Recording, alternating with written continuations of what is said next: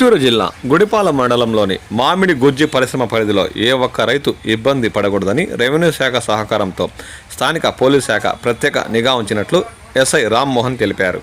మామిడి గుజ్జి పరిశ్రమల ఎదుట రోజుల తరబడి మామిడి లోడ్లతో రైతులు ఎదురుచూస్తున్నా సిఫారసులతో కొంతమంది దారి తప్పుతున్నారని అసహనం వ్యక్తం చేశారు. ఇలాంటి వారిపై ప్రత్యేకంగా ఏర్పాటు చేసిన డ్రోన్ నిఘాతో నిరంతరం పర్యవేక్షిస్తున్నామని ఆయన సందర్భంగా పేర్కొన్నారు.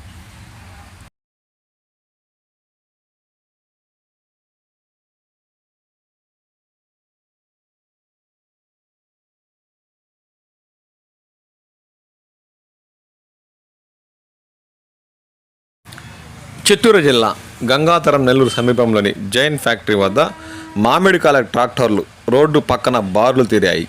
గంగాధరం నెల్లూరు నుంచి బలిజి కంటింగ్ వెళ్లే రోడ్డుకు ఇరువైపులా తోతాపురి మామిడికాయలతో వందలాది ట్రాక్టర్లు బార్లు తీరాయని స్థానికులు పేర్కొంటున్నారు. ప్రతి ట్రాక్టర్కు టోకన్ నెంబర్ కేటాయిస్తున్నారని, కేటాయించిన నెంబర్ ప్రకారం ఫ్యాక్టరీలోకి కాయలను అనుమతిస్తున్నట్లు రైతులు పేర్కొన్నారు.